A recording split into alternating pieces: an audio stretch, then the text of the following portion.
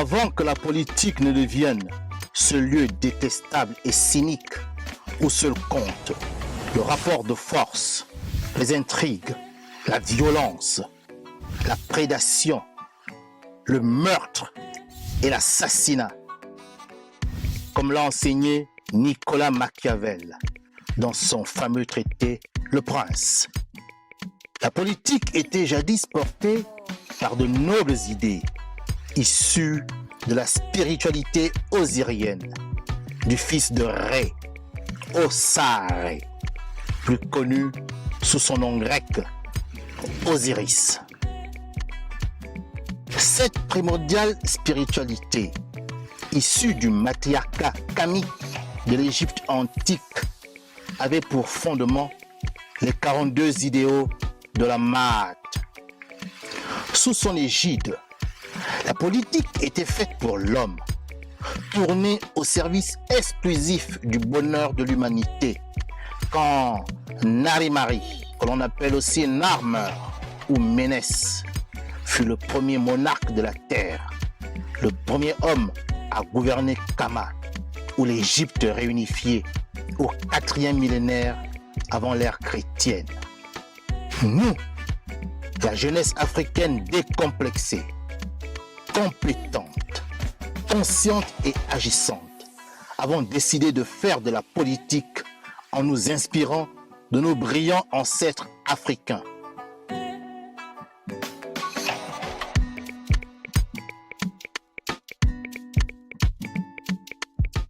C'est pourquoi nous nous reconnaissons dans le visuel du logo du mouvement associatif, politique et international New Power, qui exprime clairement ces nobles idéaux.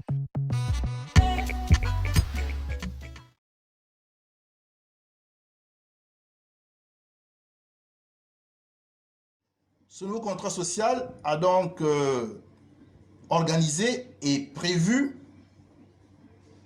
la prochaine élection présidentielle de 1993, précisément le 5 décembre 1993. Au cours de cette élection présidentielle, multipartiste, la première du genre, depuis 1968, quand le PDG a été déclaré parti-État, au cours donc de cette élection présidentielle, deux candidats vont véritablement s'affronter, le président sortant Omar Bongo Ondimba, qui est là depuis plus d'une vingtaine d'années, et le charismatique et brillant orateur, le tribun Paul Mba Abossolo. La version officielle laisse entendre que c'est Omar Bongo qui aurait gagné l'élection présidentielle de décembre 1993. Voilà pour ce qui est de la version officielle. Mais aujourd'hui, les Gabonais savent pertinemment que la vérité est ailleurs. Les Gabonais savent que c'est Paul Mba Abossolo qui a gagné cette élection présidentielle. Mais pourquoi n'a-t-il pas été investi? Pourquoi n'a-t-il pas prêté serment? Et pourquoi Paul Mba Abossolo n'a pas exécuté son mandat conformément à la volonté populaire, conformément à la souveraineté du peuple gabonais? Pourquoi Paul Mba Abossolo n'a pas été investi? C'est la question qu'il faut se poser. C'est la question que les jeunes doivent se poser. Et il nous faut, nous, les acteurs politiques, apporter des réponses. Instruire la jeunesse pour qu'elle ne commette pas les mêmes erreurs que ces dévancières, ces jeunesses gabonaises dévancières, celles qui l'ont précédée. Je vais vous donner alors, moi, ma part de vérité. Et j'accepte qu'elle soit contestée. J'accepte qu'elle soit contredite. Mais écoutez-la maintenant. De mon point de vue, deux éléments vont être déterminants et vont empêcher que Paul Mba Abossolo ne puisse prêter serment et gouverner le pays. Le premier élément relève de l'équation personnelle du personnage. Et le deuxième, de la situation géopolitique de notre pays, le Gabon. Je commence par l'équation personnelle. Paul Mba Abossolo a été élu, mais il a battu Omar Bongo. Simplement, face à Omar Bongo vaincu, il s'est rendu compte que derrière la marionnette Omar Bongo se tenait le marionnettiste, c'est-à-dire la France. Et la France lui a simplement demandé de négocier. Qu'elle prend acte qu'effectivement il a été élu, mais qu'elle a signé un contrat avec les Bongo. Et ce contrat veut que Omar Bongo reste président à vie. Et qu'il n'y a donc pas de place pour lui, Paul Mbabesole.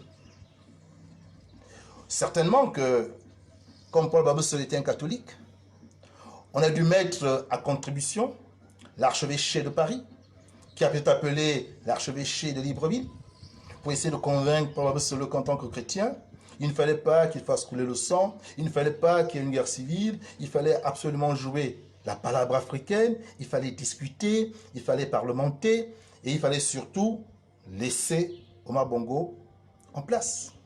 Et qu'on trouverait bien quelque chose pour lui.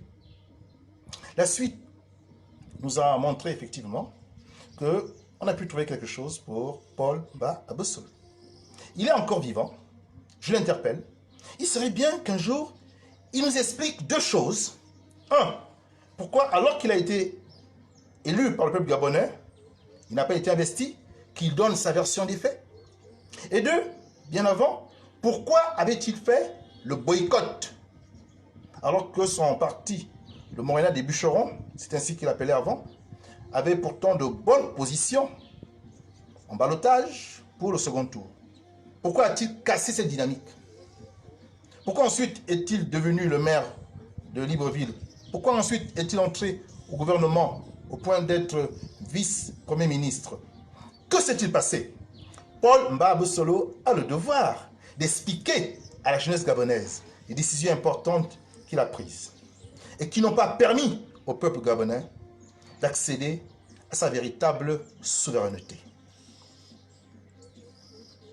Je pense donc que le sentiment que Paul Mbabesole a de la France, c'est-à-dire qu'il accepte la primauté de la France-Afrique sur le destin de notre pays, est à l'origine de sa non-investiture. Paul Mbabesole n'a pas contesté la France-Afrique, il n'a pas contesté la France.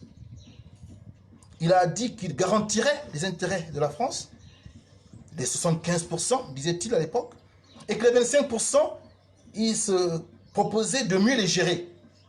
La France, semble-t-il, n'a pas entendu ce discours. Et Paul Mbabesole n'a pas été investi, malgré tous les gages qu'il donnait à la France.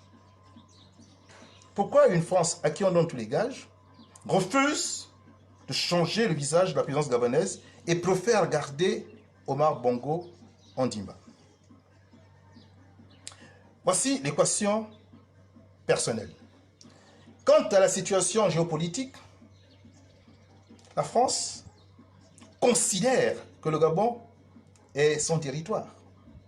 Et donc, elle doit décider de qui est le préfet, le gouverneur noir, qui doit être à la tête du Gabon. C'est ainsi, dans la mentalité de l'élite dirigeante française de la Ve République. Le Gabonais, ou plutôt le Gabon, n'est qu'une excroissance territoriale de l'hexagonale. Et donc, les décisions qui sont prises au Gabon doivent l'être depuis Paris. Et les laquais, les valets, les gouverneurs locaux n'auront qu'à les appliquer. Avant, c'était les gouverneurs blancs qui dirigeaient notre pays. On a connu Pierre Salin de Brazza, puis pendant la Seconde Guerre mondiale, Félix Éboué, et le dernier c'était Yvon Bourges. À cette époque, la France n'avait pas de mal à mettre à la tête de notre pays un homme blanc qui faisait la politique dictée par l'Élysée.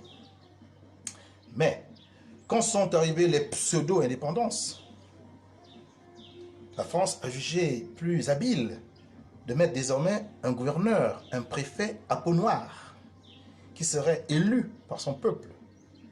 Quand dans la réalité, on le voit, les Gabonais élisent, mais c'est encore la France qui décide qui est la marionnette qui sera à la tête de notre pays, le Gabon, pour garantir que les accords de coopération seront scrupuleusement appliqués.